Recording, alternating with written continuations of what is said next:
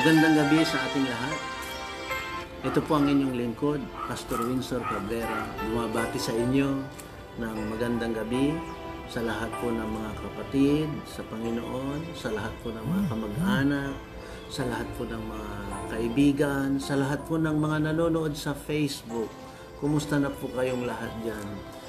Tayo po ay nasa pang-12 araw ng ating 50 days na prayer warfare na ating ginagawa sa panahon na ang ating bayan ay dumadaan sa matinding pagsubok. Hindi lang ang ating bayan kundi ang buong mundo ay dumadaan sa matinding pagsubok ng pandemic na sakit ng coronavirus. At minsan marami sa atin ang nagtatanong, nasaan kaya ang Diyos sa ganitong panahon ng pangangailangan? Nanalangin naman kami, hindi pa dumarating ang kanyang tulong. Mga kapatid, merong isang question sa gabing ito. Is God too late?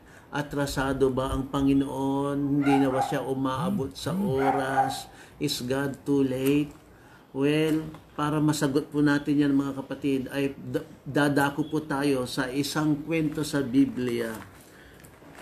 Nung panahon na si Lazarus na isa sa kaibigan ni Jesus ay namatay at siya ay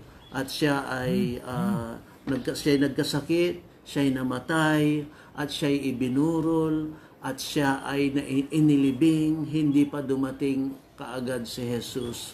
So the question lies there, is the Lord too late o is God too late? Basahin po natin yung kwento. Ganito po ang nakasulat sa aklat ng Juan, John chapter 11. May isang lalaki na ang pangalan ay Lazarus. Siya at ang mga kaibigan niyang si Maria at Marta ay nakatira sa Betania. Si Maria ang nagbuhos ng pabango sa paa ng Panginoon at pagkatapos ay pinunasan niya ang kanyang buhok. Nagkasakit si Lazarus kaya nagpasabi ang magkapatid na babae, si Maria at saka si Marta, kay Jesus na may sakit ang minamahal niyang kaibigan. Nang mabalitaan ito ni Jesus, sinabi niya, hindi siya mamamatay sa sakit niya. Nagkasakit siya upang maparangalan ang Diyos at sa pamamagitan nito ay maparangalan din ang anak ng Diyos. Mabigyan ng karangalan ng anak ng Diyos.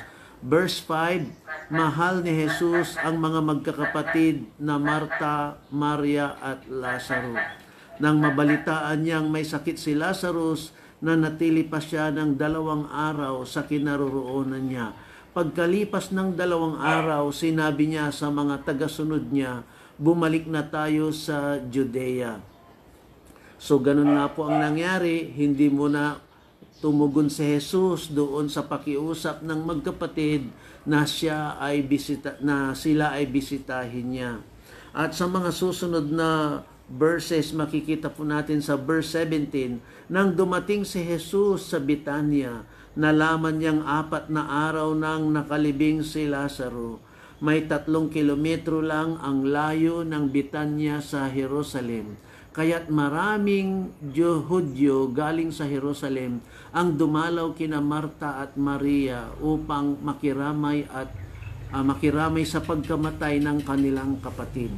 Nang marinig ni Marta na dumarating na si Jesus, sinalubong niya ito, pero si Maria ay naiwan sa bahay. Sinabi ni Marta kay Jesus, Panginoon, kung nandito kayo, ay hindi sana namatay ang kapatid ko. Ngunit kahit ngayon, alam kong ibibigay sa inyo ng Diyos ang anumang hihilingin nyo sa Kanya. Sinabi ni Jesus sa kanya, muling mabubuhay ang kapatid mo. Sumagot si Marta, alam ko pong mabubuhay siyang muli sa huling araw kapag bubuhayin na ang mga namatay. Sinabi ni Jesus sa kanya, ako ang bumubuhay sa mga namatay at ako rin ang nagbibigay ng buhay. Ang sumasampalataya sa akin kahit mamamatay ay muling mabubuhay. Ang sino mang nabubuhay at sumasampalataya sa akin ay hindi mamamatay kailanman. Naniniwala ka ba sa sinabi ko? Sumagot si Marta, Opo, Panginoon, sumasampalataya ako na kayo ang Kristo, ang anak ng Diyos na hinihintay naming darating sa mundo. Verse 28, pagkatapos niya ito, bumalik si Marta sa bahay nila. Tinawag niya ang kapatid niyang si Maria at binulungan. Narito na ang guro at ipinatatawag kanya. Nang marinig ito ni Maria, tumayo siya at dali-daling pinuntahan si Jesus. Hindi pa nakakarating si Jesus sa Betanya, naroon pa rin siya sa lugar kung saan sinalubong siya ni Marta. Nang makita ng mga nakikiramay na Hudyo na tumayo si Maria at dali-daling lumabas, sinundan nila siya sa pag-aakalang pupunta siya sa libingan upang doon manangis. Pagdating ni Maria sa kinaroroonan ni Jesus, lumuhod siya sa harapan nito o sa paanan nito at sinabi, Panginoon, kung narito lang kayo ay hindi sana namatay ang kapatid ko. Nabagabag ang puso ni Jesus at alalang-alala siya nang makita niyang umiiyak si Maria, pati na ang mga kasama nitong mga Hudyo. Tinanong niya sila, saan niyo siya inilibing? Sumagot sila, Panginoon, hali kayo at tignan ninyo. Umiyak si Jesus. Kaya sinabi ng mga Hudyo, tignan ninyo kung gaano niya kamahal si Lazaro. Pero sinabi naman ng iba, hindi ba't pinagaling niya ang lalaking bulag? Bakit hindi niya nailigtas sa kamatayan si Lazarus? Muling nabagbag ang puso ni Jesus. Kaya pumunta siya sa pinaglibingan kay Lazaro. Isa itong kuweba na tinakpan ng isang malaking bato. Pagdating nila doon, sinabi ni Jesus, alisin ninyo ang bato. Sumagot si Marta na kapatid ng namatay, Panginoon, tiyak na nangangamoy na ngayon ang bangkay. 4 na araw na siyang nakalibing. Sinabi ni Jesus sa kanya, hindi ba't sinabi ko sa iyo na kung sasampalataya ka ay makikita mo ang kapangyarihan ng Diyos. Kaya't inalis nila ang bato, tumingala si Jesus sa langit at sinabi, Ama, nagpapasalamat ako sa iyo dahil dinidinig mo ako. Alam kong lagi mo akong dinidinig at sinabi ko ito para sa kapakanan ng mga nasa paligid ko upang maniwala silang ikaw ang nagsugo sa akin. Pagkasabi niyang ito, sumigaw siya, Lazarus, lumabas ka. At lumabas nga ang namatay na si Lazarus na balot pa ng tela ng mga kamay at paa at may takip na tela ang mukha. Sinabi ni Jesus, kalagan ninyo siya. Maraming mga malaw kina Maria at sumampalataya nang makita nila ang ginawa ni Jesus. Purihin po ang Panginoon. Salamat po sa inyong pagtsatsaga. May kahabaan yung kwento pero napakaganda. Ganito po ang kwento, napakasimple. Kapatid na si Maria, si Marta at saka si Lazaro. Silang tatlo ay magkakapatid at mahal na mahal sila ni Jesus. Dumating ang panahon na itong si Lazaro ay namatay. Ay nagkasakit muna. Nung siya'y nagkasakit, ang dalawang babae ay nag-utos ng isang taong pupunta kay Jesus upang ipasabi na ang kanilang kapatid ay may sakit. Nung marinig ito ng Panginoon, nakarating sa kanya ang message, ay nagdesisyon siya na hindi mo na aalis. Pero meron siyang sinabi, ang pagkakasakit na ito ni Lazaro ay hindi magdudulot sa kamatayan, kundi magbibigay ng mas mataas na kaluwalhatian ng Diyos. At siya ay hindi muna umalis, 2 araw pa siyang nanatili. Pagdating doon, ito namang si Maria at saka si Marta, yung kanilang kapatid ay namatay. Yung kanilang kapatid na may sakit, si Lazaro ay namatay. Si Lazaro ay may sakit, hindi pa dumarating ang Panginoong Jesus. Nung siya ay namatay, hindi pa dumating si Jesus. Nung siya ay nasa burol, hindi pa dumating si Jesus. Sinasabi sa kanya ng mga kaibigan niya, hindi bali kasi paparating na si Jesus. Kaya lang hindi pa siya dumating hanggang sa araw na siya ay inilibing na. At pagkatapos ay 4 na araw na siyang nakalibing, hindi pa dumarating si Jesus, ilang araw na siyang nakalibing. And then dumating din ang panahon, sabi nila, andyan na ang Panginoong Jesus. Nung dumating ang Panginoong Jesus, ang unang sumalubong ay si Marta. At ang sabi ni Marta sa kanya, Panginoon, kung napaaga ka sana, siguro buhay pa ang aking kapatid. Siguro buhay pa ang aking kapatid. Pero alam ko kung ano man ang hilingin mo sa Ama, ay ibibigay niya. Sabi ni Jesus, mabubuhay ang kapatid mo. Oo, siguro sa ibang panahon, kapag dumating na ang huling panahon, sinabi ni Jesus sa kanya, ako ang buhay at muling pagkabuhay. Ang sino mang sasampalataya sa akin ay mabubuhay pang muli. Naniniwala ka ba dito? Sabi niya, opo, Panginoon, alam kong kayo ang Kristo, ang anak ng Diyos. Mga kapatid, pagkatapos noon ay hinanap niya si Maria. Si Maria ay, nung malaman niyang dumating si Jesus, lumabas siya at sinalubong niya si Jesus at nagpatira pa ito. At yun din ang kanyang sinabi, Panginoon, parehong reklamo. Sabi niya, Panginoon, kung napaaga ka sana, siguro buhay pa ang aking kapatid. Sa puntong ito, si Jesus ay hindi siya nagsalita, kundi nabagabag siya at nagtanong siya, nasaan si Lazaro, saan niyo siya inilibing? At nung nakita niyang umiyak si Maria, mga kapatid, umiyak din siya. Sino ba itong si Maria? At ganun na lang na si Jesus ay nakiiyak sa kanya. Well, mga kapatid, sa oras na to, si Marta at saka si Maria ay picture ng dalawang klase ng mananampalataya. Si Marta ay picture ng isang mananampalatayang Marta is a picture of a doubtful believer. Mary is a picture of a devoted disciple. Saan ka, kapatid? May dalawang klase. May mga doubtful believer, may mga devoted disciple. Bakit ko nasabing doubtful itong si Marta? Sapagkat paiba-iba siya ng sagot. Meron siyang sinasabing hindi maganda, meron siyang sinasabing hindi maganda. Pansinin ninyo kung bakit natawag siya na doubtful believer.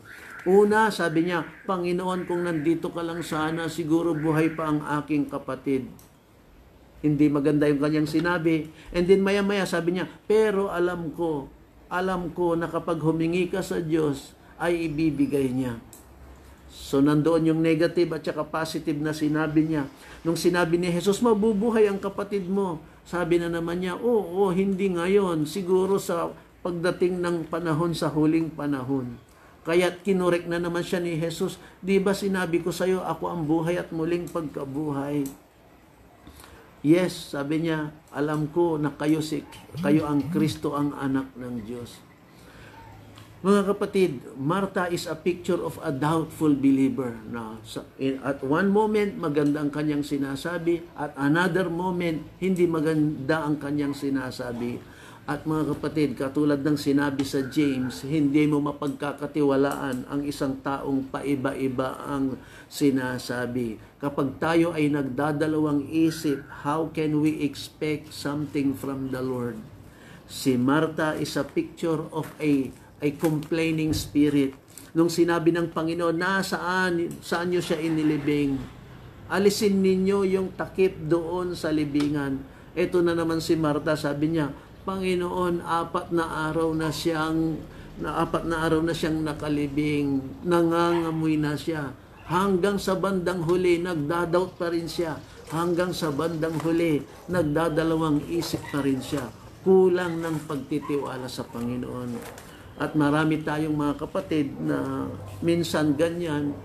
Minsan, nandyan tayo na nagtitiwala sa Diyos. Minsan, andyan na naman tayo. Nakulang tayo ng pagtitiwala sa Diyos. If we are like Marta, kapag tayo ay double-minded, kapag paiba-iba ang ating isip, paano tayo pagkakatiwalaan? Let us not be like Marta. Gusto ko kayong dalhin sa kanyang kapatid na si Mary. Mary is a picture of a devoted disciple. In the Bible, si Mary of Bethany, 3 beses nyo lang siyang mababasa sa Bible. At every time na makita nyo siya sa Bible, doon sa 3 instances, she is always at the feet of Jesus. To be at the feet of your master is a very good picture of a disciple.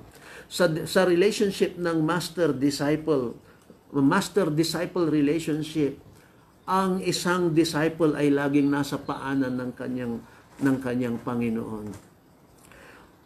Una, sa aklat ng Lucas chapter 10, makikita natin na bumisita si Jesus at nagturo siya sa bahay. Si Marta ay hindi nakikinig, kundi nandoon na nagtatrabaho. Samantalang si Maria, sabi ng Biblia, nasa paanan siya ni Jesus at siya'y nakikinig. At dito sa verse 2, makikita nyo, siya daw yung babaeng nagbuhos ng pabango sa paanan ni Jesus. Again, at the feet of Jesus. He was at the feet of Jesus listening for the word of God. And then doon sa verse 2, he was at the feet of Jesus pouring on perfume on the feet of Jesus. And here, for the 3rd time, makikita natin si Maria. At the feet of Jesus Christ, she was pouring out yung kanyang hurts. Pansinin niyo ho, pareho sila ng reklamo. Pareho silang nagreklamo, Panginoon, kung napaaga ka sana, siguro buhay pa ang aking kapatid. Pero nung nagreklamo si Marta, nakaupo lang siya, nakausap si Jesus. Si Maria, nung sinabi niya, yung kanyang saloobin, siya'y nasa paanan ni Jesus. We have, sabi nga ng Panginoon, come and let us reason together. Lumapit tayo sa Diyos at sabihin natin sa Kanya ang ating saloobin. Again, let me say it again.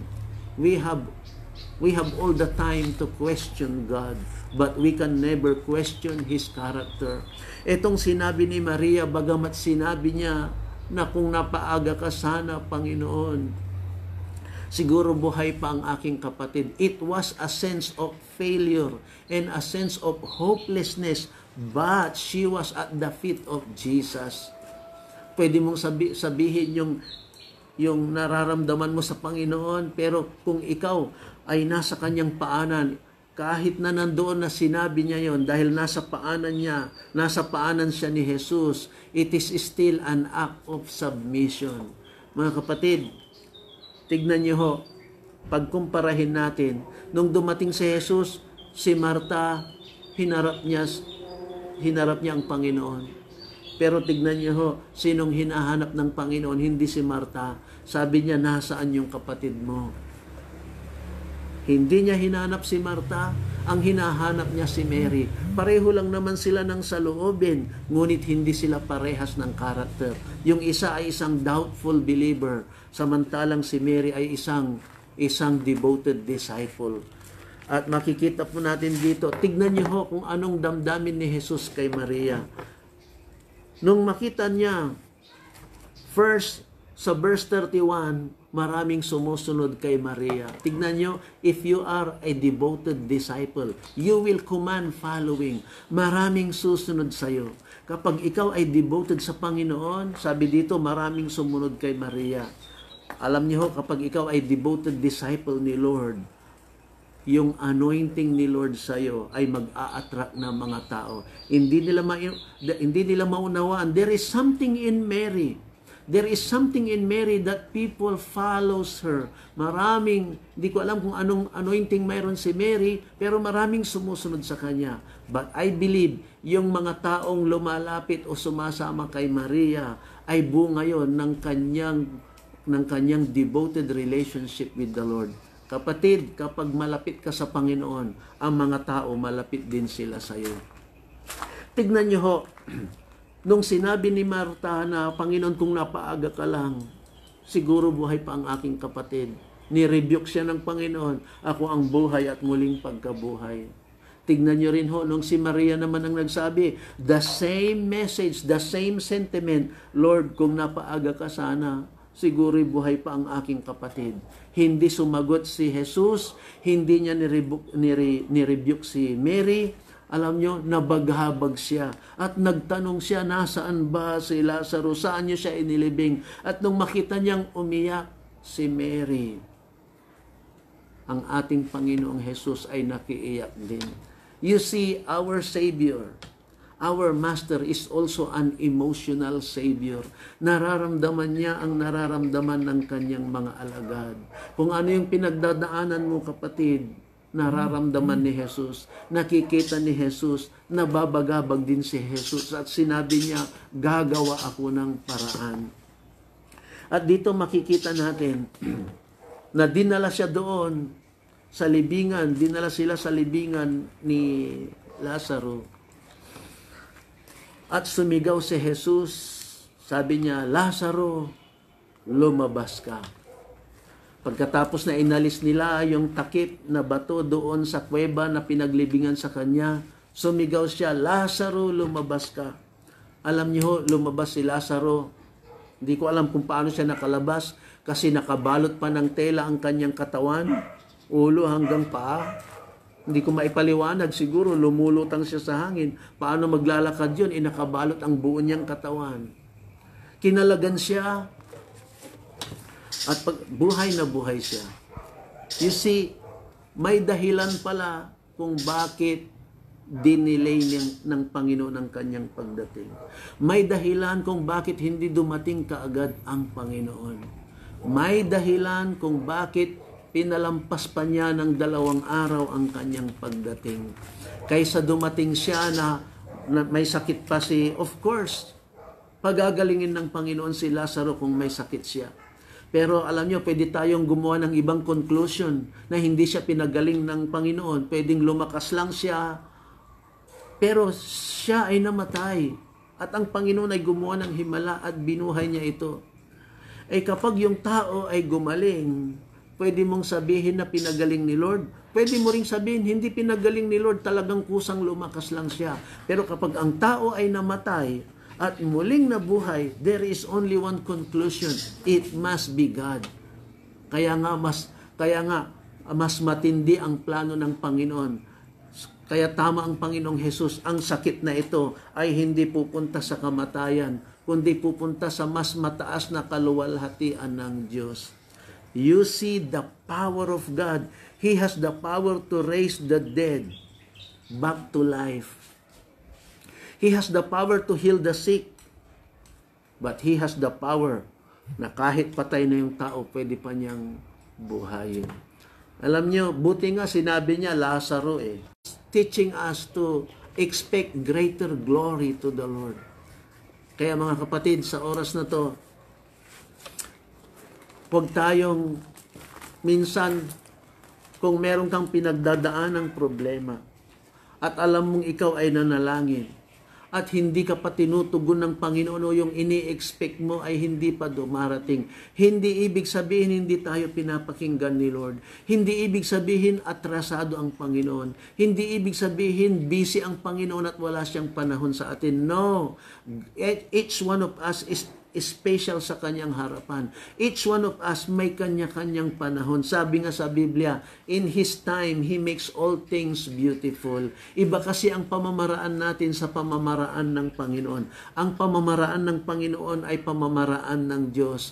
Hindi natin yun maintindihan kung minsan sapagkat limitado ang ating pangunawa. Hindi natin alam kung ano ang mga plano at programa ng Diyos. Kaya huwag tayong magreklamo. Huwag nating sabihin atrasado ang Panginoon. Sabihin na lang natin, in His time, He makes all things beautiful. Sabihin na lang natin, Lord, let Your will be done. Maybe the Lord is teaching us to wait. Maybe the Lord is teaching us to trust Him. Maybe the Lord is teaching us to expect from Him greater things, greater glory. Kaya mga kapatid, sa lahat ng mga nandyan, kung meron pa tayong mga unanswered prayer, mga panalangin hanggang ngayon ay hindi pa tinutugon, huwag nating sabihin, Panginoon, atrasado na. Panginoon, huli na ang lahat. I remember isa pang case na nangyari sa Biblia. Sinalubong ng mga alipin ni Jairus ang Panginoon at saka si Jairus, at ang sabi niya, huli na Jairus, ang iyong anak ay patay na. Ngunit nagpunta pa rin ang Panginoong Hesus at binuhay niya, sapagkat walang makakapigil sa Panginoon. Kahit ang panahon ay hindi pwedeng pigilan ang Panginoon. Kung anong kalooban ng Panginoon, mga kapatid, it's one thing to seek God's will, but it's another thing to know God's timing. Kaya kung hindi pa dumarating yung hinihiling mo, maybe it's not yet time, or maybe hindi yan ang para sa'yo. Meron laging mas magandang nakahanda ang Panginoon para sa'yo. God is never too late. He is always on time. Let's just trust Him. Let's just wait for Him. Let us expect the best from Him. Amen. Naway na-encourage po tayo, mga kapatid, sa lahat ng mga nanonood ngayon. Always remember, in His time, He makes all things beautiful. Tayo pong lahat ay manalangin. Aming Ama, aming Diyos, aming tagapagligtas, aming manggagamot, Ikaw ang aming pinaglilingkuran at alam po namin hindi mo kami pababayaan. Patawarin mo kami na sa kung minsan ay nagdadalawang isip kami. Patawarin mo kami na kung minsan ay nagkukulang kami ng pananampalataya. Patawarin mo kami na minsan hindi kami marunong maghintay. Kulang kami ng pagtitiwala sa inyo. Panginoon, sa oras na to, katulad ni Maria, katulad ni Marta, Lord, teach us to wait for you, Lord, to wait on the Lord, because you have said, they that wait on the Lord shall renew their strength. Kaya Panginoon, patawarin mo kami kung kami nagkukulang ng pagtitiis at pagtsatsaga at paghihintay. Dalangin ko, Panginoon, dagdagan mo pa ang aming pananampalataya na, Lord, you are in control of everything, Lord God. Hallelujah. Sa mga may panalangin na hanggang ngayon hindi pa natutugunan, Lord God, hayaan mong lalo kaming magtiwala sa inyo, lalo kaming magpasakop sa inyong kalooban, Panginoon. Hallelujah. Dalangin po namin sa oras na to, minsan pa, Lord God, lahat po ng may sakit, doon, Panginoon, sa COVID-19, Lord, wherever they are, pagalingin mo sila. Especially mga doktor, Panginoon, na nasa frontline, narinig po namin na siyam na ang namatay, Lord. Panginoon, ingatan mo po, Panginoon, ang aming mga doktor na nasa frontline, mga nasa ospital, Panginoon, kasama ng mga nurses at lahat ng mga medical personnel sa ospital, Panginoon, lahat ng nagtatrabaho sa ospital. Lord God, hallelujah, we pray for your divine intervention. We pray for your healing presence. We pray for deliverance, Lord, na mangyayari sa mga may sakit, sa mga PUI at saka PUM. Dalangin po namin, Panginoon, na Lord God, gumaling sila, o yung mga hindi pa infected, Lord, ingatan mo po sila. We expect good news na hindi sila nahawa, Panginoon, Lord God, in the name of Jesus. Dalangin din po namin ang buong sambayanan na lalong mag-ingat, lalong ingatan ng kalusugan, sumunod sa social distancing, Lord, para mapigil na ang pagkahawa at pagdami, Panginoon, ng sakit na ito, Lord. Dalangin po namin, we pray a special prayer, Lord, for the families, Lord God, na hindi magkakasama. We pray for the families, Lord, na kung saan ay physically watak-watak sila. We understand, Lord, at nararamdaman po namin ang nararamdaman lalo na ng mga magulang na ang kanilang mga anak ay hindi magkakasama sa panahon ngayon ng lockdown at saka quarantine. Lord God, tulungan mo sila na magkaroon lagi ng connectivity, Panginoon, sa pamagitan ng social media, na Lord God, everybody, Lord, is secure, Lord God. Everybody ay nagkakapagkumustahan, Panginoon. Lord, we pray, Lord God, na patuloy na makita nila ang gamot na magpapagaling dito, Panginoon. Tulungan mo rin ang ekonomiya ng aming bansa, na hindi ito magkukulaps dahil sa dahil sa limitasyon, Panginoon, sa market, dalangin po namin, Lord, ingatan mo rin ang aming ekonomiya na huwag babagsak ang economy ng aming bansa, ang economy ng buong mundo, Panginoon. At tulungan mo, Panginoon, lahat ng bansa, mawala ang political division, mawala ang ideological division, mawala ang racial division, Lord, at buong mundo ay magkaisa, Panginoon, upang ang salot na sakit na ito, Panginoon, ay matapos na at magpatuloy ang aming normal na pamumuhay. And Lord, we pray, katulad ng sinabi ni Jesus, kung nadidelay man ang aming hinihinging panalangin, Lord, we are expecting greater glory, Lord. We declare that after this crisis, Lord, revival will take place, Lord. Maraming taong magbabalik loob sa inyo, Panginoon. Maraming taong makakaalala sa inyo, Panginoon. Salamat po, O Diyos. Tinataas ka namin sa oras na to. Dalangin din po namin lahat ng mga kaibigan, kamag-anak po namin, mga kapatid sa Panginoon na nasa Facebook Live. Father, in Jesus' name, stretch forth your mighty hands over them and protect them and heal them and bless them and provide for them. Let your presence be felt, Lord God. Surround them like wall of fire.